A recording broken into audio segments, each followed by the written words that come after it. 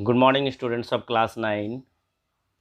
Welcome you all in our online classes. I am Satyavan sir. Today we will study history and we will go through by socialism in Europe and the Russian Revolution. So today we will discuss about the topic of socialism in Europe. Okay, तो Europe में जो समाजवाद की घटना घटी और उसके पश्चात जो रशियन रेवोल्यूशन हुआ, जिसको हम लोग रूस की क्रांति कहते हैं, इस घटना के इस रेवोल्यूशन के होने के पीछे क्या रीज़न था, किन किन दौर से गुजरना पड़ा, वहाँ के लोगों में किस तरह से विचारों में परिवर्तन आया, इन सभी बातों की चर्चा आज हम हमारे इस वीडियो में करेंगे। तो आप ध्यान से वीडियो को पूरे अंत तक देखिएगा और समझने की कोशिश करिएगा। So today we will discuss about the topic socialism in Europe. Socialism in Europe, ठीक है। सो सोशलिज्म इन यूरोप मतलब यूरोप में समाजवाद, ठीक है। यूरोप में समाजवाद का गठन कैसे हुआ? तो socialism in Europe and the Russian revolution talks about the emergence of socialism in Europe. ये जो सोशलिज्म इन यूरोप और जो हम रशियन रिवोल्यूशन की बात करते हैं, ठीक है ना, ये यूरोप में समाजवाद का जो इमर्जेंस हुआ उसकी पूरा विस्तृत रूप से जानकारी हमको देती है। The Russian revolution changed society differently and rise the questions of economic equality and the well being of workers and peasants. तो जितनी भी, अगर हम समाजवाद की बात करते हैं तो समाज में रहने वाले जितने भी लोग हैं, चाहे वो पीजेंट्स हो, ठीक है ना, और जो रशियन रिवोल्यूशन हुआ इसके द्वारा समाज के जो वर्कर्स थे, ठीक है, जो समाज में वर्कर्स थे, पीजेंट्स थे, उनके हित के लिए ये रिवोल्यूशन किया गया। या तो जो भी आंदोलन उस समय हुआ वो पीजेंट्स के हित के लिए, वर्कर्स के हित के लिए, उनके वेलबींग्स के लिए, इकोनॉमिकल इक्वालिटी के लिए ये सारा रिवोल्यूशंस किया गया। तो एक बात आपको बता दें, ये पिछले क्लासेस में हम लोगों ने यूरोप में जो फ्रांसीसी क्रांति के बाद यूरोप में फैलते जा रहे स्वतंत्रता और समानता के शक्तिशाली विचारों के बारे में हम लोग पढ़ चुके हैं, ठीक है। तो फ्रांसीसी क्रांति ने सामाजिक संरचना के जो परिवर्तन की जो संभावनाएं पैदा कर दी थी, फ्रांसीसी क्रांति के द्वारा ही जो समाज में जो परिवर्तन आना था या परिवर्तन हुआ, इसकी संभावनाएं उसी समय पैदा हो गई थी, ठीक है ना। उस समय तो आप लोगों को पता होगा कि फ्रांस का समाज विभिन्न वर्गों में बटा हुआ था, विभिन्न ग्रुप्स में बटा हुआ था, है कि नहीं। इसमें समाज की जो आर्थिक और जो इकोनॉमिकल और सोसाइटिकल सत्ता था, इसमें कुछ कुलीन वर्ग थे और बाकी जो थे वो चर्च के नियंत्रण में थे।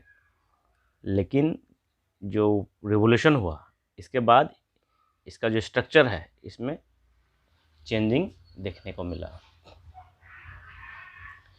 इस चैप्टर में हम चर्चा करेंगे जो चेंजेस आया, ठीक है ना, इंडस्ट्रियलाइजेशन होने के बाद जो चेंजेस आया, फिर ठीक है, फिर एग्रीकल्चर सिस्टम में जो चेंजेस आया, इन सभी चीज़ों की हम चर्चा करेंगे, ठीक है।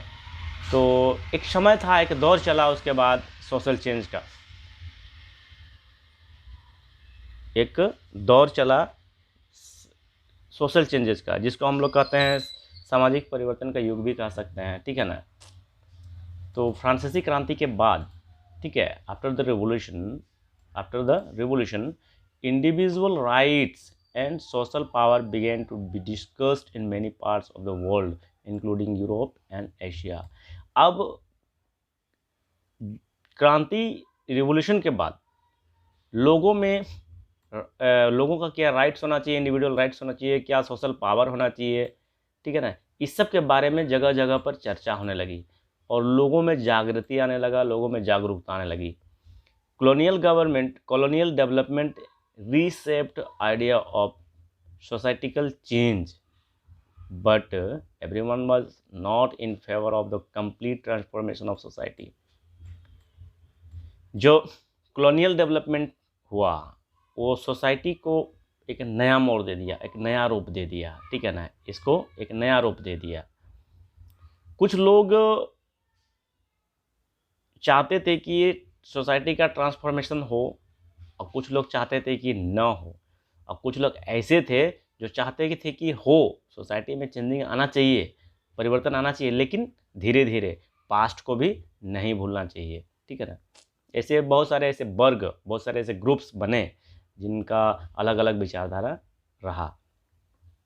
Through the revolution in Russia, socialism became one of the most significant and powerful idea to shape society in the 20th century. 20th century की बात अगर करते हैं तो उस समय का एक बहुत बड़ा एक पावरफुल आइडिया रहा ये सोशलिज्म, समाजवाद जिसको कहते हैं हम, ठीक है ना। और एक अपना एक अलग इसका सिग्निफिकेंट था। एक्चुअली कहीं पर कुछ मूवमेंट होता है या कहीं कुछ ट्रांसफॉर्मेशन की आइडिया आती है तो ये आइडिया क्यों आती है? ये आइडिया आती है इसलिए कि समाज में हमारा कुछ कमी रहता है और उस कमी के कारण लोगों का जीना, जो लिविंग स्टाइल है, लिविंगहुड है, वो डेंजरस में रहता है, ठीक है ना। इसीलिए उससे उभरने के लिए या उससे सुधार करने के लिए लोगों के बीच में एक आंदोलन होता है, आइडियाज़ आते हैं और फिर दोबारा उसका पुनर्गठन होता है जो समाज के हित में हो, ठीक है। Next thing we will discuss about the liberals, radicals and conservatism. अब ये जो लिबरल्स थे, लिबरल्स का, रेडिकल्स लोगों का और कंजर्वेटिज्म का क्या क्या व्यूज़ था इसके बारे में, इसको भी हम जानते हैं, ठीक है। लिबरल्स जो थे वे liberals wanted a nation which tolerated all region. Liberals का मानना था कि जो गवर्नमेंट है या जो नेशन को हम लोग बिल्ड करें या जो नेशन हमारा बने वो सभी रिलीजन्स को सम्मान दे। ये लिबरल्स का मानना था। जो भी नया राष्ट्र हमारा बने, चाहे जो भी हमारा राष्ट्र हो वो सभी रिलीजन्स को सम्मान दे, सभी का समान अधिकार हो। They opposed uncontrolled power of the dynasty rulers and out for the representative elected parliamentary government. अच्छा, ये लिबरल्स जो थे इनका मानना था कि जो अनकंट्रोल पावर था, जो क्या कहेंगे उसको, डायनेस्टी रूल्स, मतलब वो जो पीढ़ी दर पीढ़ी जो सत्ता चलते आता है, ठीक है ना, वंश परंपरा जिसको हम लोग कहते हैं, ऐसे शासन के विरोध में उन लोगों ने आवाज़ उठाया, लिबरल्स ने। और उनका मानना था कि इलेक्शन हो, पार्लियामेंट्री गवर्नमेंट, मतलब गवर्नमेंट बने जो पार्लियामेंट में चुना जाए, ठीक है ना, उसमें सभी वर्ग के लोगों का रिप्रेजेंटेशन हो, ऐसा इनका मानना था। सब्जेक्ट लॉ इंटरप्रेटेड बाय ए वेल ट्रेंड जुडिशरी, और जो भी जुडिशरी हो वो वेल ट्रेंड हो, ठीक है ना, ठीक है। And that was independent of rulers and officials, और जो स्वतंत्र रूप से जो काम करते थे रूलर्स और ऑफिशियल्स, उन पर पाबंदी कसा जाए, जो मनमानी नहीं कर सकें। They wanted A government based on the majority of countries population, और जो कंट्री का पॉपुलेशन था, ठीक है ना, जो मेजॉरिटी था उसके हिसाब से गवर्नमेंट बनना चाहिए, ये इनका मानना था। अब कंजर्वेटिव्स में अगर बात करते हैं, ठीक है, तो after the 19th century accepted change but also believe past needed be respected and change should be begin slowly. Conservative group के जो थे, इनका मानना था कि चेंज हो लेकिन जो पास्ट है उसको भी हमको रेस्पेक्ट करना है, और चेंज जो है एकाएक नहीं हो लेकिन धीरे धीरे हो, इस तरह से इनका मानना था। ठीक है ना। और ये जो आपका रूढ़िवादी और रेडिकल है कि नहीं, और जो उदारवादी यानी लिबरलिज्म, ये जो था कंजर्वेटिव, ये दोनों ग्रुप के खिलाफ था। आपका एक रेडिकल हो गया और लिबरलिज्म हो गया, ये दोनों के खिलाफ था आपका कंजर्वेटिज्म। ठीक है। लेकिन जो फ्रांसीसी क्रांति के बाद रूढ़िवादी तबके ने भी बदलाव की ज़रूरत को महसूस किया था, मतलब बाद में इनको लगा कि हाँ बदलाव होना चाहिए, तो लेकिन एक एक एकाएक परिवर्तन जरूरी नहीं है, धीरे धीरे वो परिवर्तन लाना चाहते थे। So next, industrial society and social change. अब देखिए, जब हम सामाजिक परिवर्तन का युग कहते हैं इसको, यानी social change, society change, age of सोसाइटिक चेंज हम कहते हैं, तो सोसाइटी में जो डिफरेंट वर्ग, डिफरेंट ग्रुप थे, और सभी ग्रुप्स का अलग अलग मानना था सोसाइटी चेंज पर, और धीरे धीरे सभी कोई ने चेंज को एक्सेप्ट किया, और सभी जगह पर परिवर्तन आना शुरू हुआ। और यही कहने जाइएगा तो यही एक आगाज था एक नए युग का, एक परिवर्तनशील युग का। आगे हम चर्चा करेंगे इसके विषय में कि क्या क्या परिवर्तन हुए, क्या क्या चेंजेस आए, और रिवॉल्यूशन हुए, फर्स्ट वर्ल्ड वार हुआ, इन सभी बातों का चर्चा हम आगे करेंगे। ठीक है ना। सो industrial society and social change. Industrial society आने से सोशल सोसाइटी में क्या चेंजेज आया, इसके बारे में चर्चा करते हैं। Industrial revolution led change in social and economical life. देखिए सीधी सी बात है, जब इंडस्ट्री आएगा तो आदमी का सोशल लाइफ और इकोनॉमिकल लाइफ दोनों चेंज आएगा। न्यू सिटीज़ केम अप, नए नए शहर बनने लगे। न्यू इंडस्ट्रियलिस्ट रीजन डेवलप्स, नया नया इंडस्ट्री जब बैठने लगा तो उसका अपना रीजन बनने लगा, उसका डेवलप हुआ। मेन और वोमेन जो भी थे, चिल्ड्रन थे, सभी कोई फैक्ट्रियों की ओर बढ़ने लगे, in search of food, search of work, but unfortunately working hour were long and wages were poor. देखिए इंडस्ट्री का गठन हुआ, इंडस्ट्री गठन होने से लोगों के जीवन में परिवर्तन आया, सोसाइटी में परिवर्तन आया, सामाजिक परिवर्तन आया, लेकिन लोग जो चिल्ड्रेन थे, वोमेन्स थे, मेंस थे, वो फैक्ट्रियों की ओर मूव करने लगे इन सर्च ऑफ वर्क, क्योंकि उस समय काम की ज़रूरत थी लोगों को। लेकिन वर्किंग आवर ज़्यादा देने के बावजूद भी वेजेस जो था वो बहुत कम था। देखिए जहाँ कमी वहीं पर आंदोलन। देखिए यहाँ पर आपको लग रहा है कमी, अब देखिए आगे हम लोग देखते जाएंगे कि इसी के एवज में आंदोलन स्टार्ट होने लगा। There was unemployment during the time of low demand for industrial goods. आज जिस समय इंडस्ट्रियल गुड्स का डिमांड लो होता था, उस समय एम्प्लॉयमेंट भी नहीं मिलता था लोगों को। ठीक है ना। Liberals and radicals made wealth through the trade और इंडस्ट्रियल वेंचर्स। लेकिन इसमें से जो रेडिकल ग्रुप के लोग थे और जो लिबरल ग्रुप के लोग थे, इन लोगों ने इसका बहुत अच्छा फ़ायदा लूटा, इन्होंने अच्छी तरह से कमाया, लेकिन जो वर्कर्स ग्रुप के जो थे वो इसका फ़ायदा नहीं ले पाए। अच्छा, इनका जो रेडिकल्स ग्रुप के जो लोग थे, इनका मानना क्या था? ठीक है ना, इनका मानना था कि सोसाइटी कैन डेवलप्ड, हमारा सोसाइटी डेवलप कर सकता है। कब डेवलप कर सकता है? जब एक इंडिविजुअल, जो प्रत्येक आदमी को आज़ादी दिया जाए, तो फिर हमारा सोसाइटी डेवलप कर सकता है। ये इनका मानना था। किनका? लिबरल और रेडिकल्स ग्रुप वाले लोगों का मानना था। If the poor could labour, ठीक है ना, एंड दोज विथ कैपिटल वो ऑपरेटेड विदाउट रेस्ट्रेंट। ठीक है। देखिए पुअर लोग जो थे वो मेहनत करते थे, और पूंजीपति लोग जो थे वो पूंजी इन्वेस्ट करते थे। लेकिन पुअर लोग, वो जो वर्कर्स थे, उनके मेहनत से ही वे ही पूंजीपतियों को बड़ा करते थे। वे मेहनत करते थे तब जाके आउटपुट निकलता था, आउटपुट होता था, प्रोडक्शन आउटपुट होता था, ठीक है ना। और उसी आउटपुट से वे मुनाफा कमाते थे, लेकिन उस मुनाफे का फायदा इनको नहीं मिलता था, वर्कर्स को नहीं मिलता था, लेबर्स को नहीं मिलता था, सीधे पूंजी, क्योंकि उस समय का बिजनेस जो था वो सीधे सीधे पूंजीपतियों के हाथ में था। और जो लिबरल्स और रेडिकल्स का मानना था, लिबरल्स वर्ग के लोग और रेडिकल्स वाले का मानना था कि अगर कोऑपरेटिव सिस्टम को चलाया जाए, यानी बिजनेस जो है, इंडस्ट्री है जो है, वो सरकार के द्वारा चले, तो फिर क्या होगा, जितना भी लोग मेहनत करेंगे, जितना भी लोग मेहनत करेंगे वे उनको उनके मेहनत के हिसाब से उनको मुनाफा मिलेगा और सबको बराबर हिस्सा मिल जाएगा।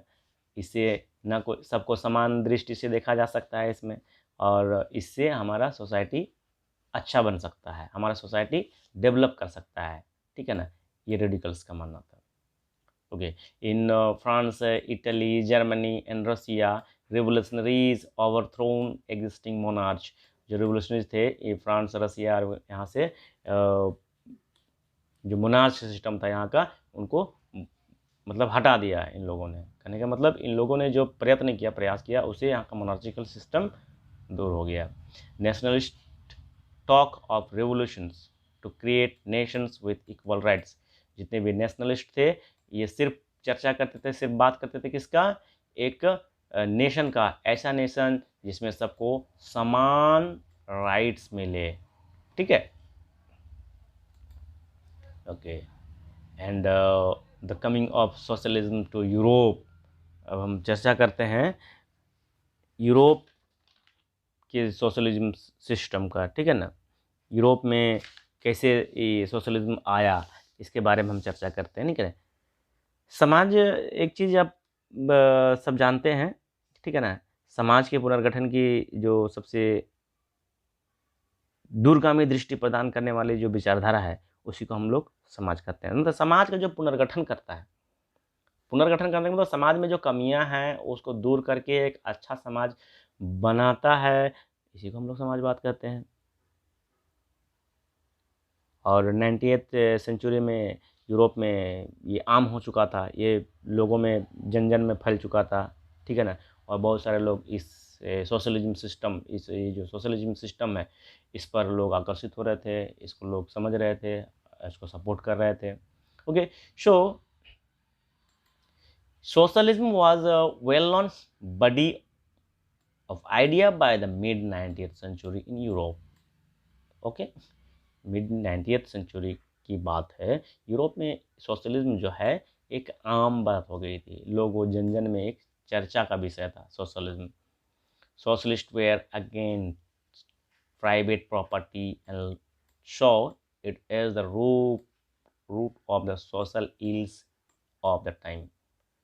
सोशलिस्ट जो थे उनका मानना था कि वो प्राइवेट प्रॉपर्टी के अगेंस्ट में थे, मतलब कोई भी प्रॉपर्टी जो है वो प्राइवेट नहीं होना चाहिए, वो पब्लिक होना चाहिए, ताकि प्राइवेट प्रॉपर्टी में होता है क्या है, लोग उसका फ़ायदा सिर्फ एक किसी इंडिविजुअल को जाता है, और पब्लिक प्रॉपर्टी में उसका फ़ायदा सभी को मिलने वाला है। इस तरह से they wanted to change it and campaign for it, ठीक है ना। अब वो चेंज करना चाहते थे और इस सिस्टम को, और इसके लिए कैंपेनिंग भी करते थे वो। इसमें से कुछ कुछ गणमान्य लोगों का नाम है, जैसे कि रॉबर्ट ओवेन, ठीक है ना। Year of 1771 to 1858 sought to build a cooperative community called New Harmony in Indiana. Okay, this is very very important. You must know and you must learn these lines. This is very important. Okay, देखिए, Robert Owen sought to build a cooperative community called New Harmony in Indiana. New harmony in Indiana का जो गठन, जो cooperative community है, इसका गठन कौन किया था, रॉबर्ट ओवेन ने किया था, ठीक है। Okay, Louis Blanc 1813 to 1882 wanted the government to encourage cooperative and replace capitalist enterprises.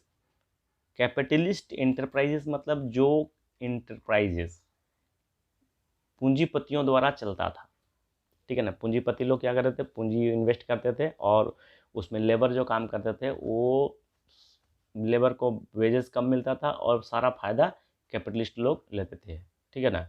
तो इसका विरोध सोशलिस्ट लोगों ने किया, जैसे कि लुइस बैलेंस ने इसका विरोध किया और उनका कहना था कि कोऑपरेटिव सिस्टम जो है उसको बढ़ावा मिलना चाहिए। अब आगे आती है एक बहुत इंपॉर्टेंट नाम जो आप सुने होंगे, कार्ल मार्क्स, ठीक है ना। Year of 1818 to 1883। Okay, Karl Marx and Frederick Engels, year of 1820 to 1895, added other idea of the body of arguments. According to Karl Marx, industrial society was capitalist, who want the capital invested in factories and the profit of capitalist was produced by workers. देखिए, Karl Marx का कहना था कि capitalist जो थे वो पूंजी invest करते थे फैक्ट्री में, लेकिन जो कैपिटल जो प्रोड्यूस होता था, जो प्रॉफिट प्रोड्यूस होता था, वो किसके द्वारा प्रोड्यूस होता था, वो प्रोड्यूस होता था वर्कर्स के द्वारा, लेकिन फायदा किसको जाता था, कैपिटलिस्ट को। Capitalism and the rule of private property were overthrown. अब इन लोगों के संघर्ष से जो प्राइवेट प्रॉपर्टी है उनको हटा दिया गया, ठीक है। Karl Marx believe that a communist society was the natural society of the future. Karl Marx का कहना था कि जो कम्युनिस्ट सोसाइटी है वो आने वाले समय का एक वास्तविक सोसाइटी बन सकता है, ठीक है ना। कम्युनिस्ट समाज को ही भविष्य का समाज मानते थे। फ्यूचर का जो सोसाइटी था वो कम्युनिस्ट सोसाइटी था, ये कार्ल मार्क्स का मानना था। और आपको बता दें हम, ये कम्युनिस्ट का गठन कार्ल मार्क्स ने ही किया था। इसके बाद आगे के दशकों में सोशलिज्म को बहुत ज़्यादा सपोर्ट मिला। इसका जो आइडिया था, लोगों ने इसके आइडिया को सराहा और इसको सपोर्ट किया। ये पूरे विश्व भर में, पूरे यूरोप में ये फैल गया, ठीक है ना, इसका आइडिया। देखते हैं, by the 1870s, okay, socialist idea spread through Europe and they formed an international body, namely the Second International। एक नया इंटरनेशनल बॉडी का गठन किया गया, ठीक है ना। इसको हम लोग सेकेंड इंटरनेशनल के नाम से जानते हैं। Associations were formed by workers in Germany and England to fight for better living and working condition. लोगों के, वर्कर्स के बेटर लिविंग और बेटर वर्किंग कंडीशंस के लिए जर्मनी और इंग्लैंड में फाइट किए। ऐसे जो एसोसिएशंस फॉर्म किए गए थे, ठीक है ना, वर्कर्स के लिए। The Labour Party and Socialist Party were formed by socialist and trade unionist by 1905। और 1905 में बहुत सारे संगठन का फॉर्म किया गया, जैसे सोशलिस्ट ग्रुप बनाया गया, ट्रेड यूनियन बनाया गया, ठीक है ना, लेबर पार्टी बनाया गया। ये सब 1905 में ये सब गठन हुआ, जो कि लेबर के हित में और लेबर का जो वेल बीइंग है उसके लिए संघर्ष किया। इसी तरह से हम देखें आज कि सामाजिक युग का जो परिवर्तन है, तो सोशल जो चेंजेस है, एज ऑफ सोशल चेंजेस है, इसके बारे में हम लोग चर्चा किए। आगे हम चर्चा करेंगे द रशियल रिवॉल्यूशन, ओके।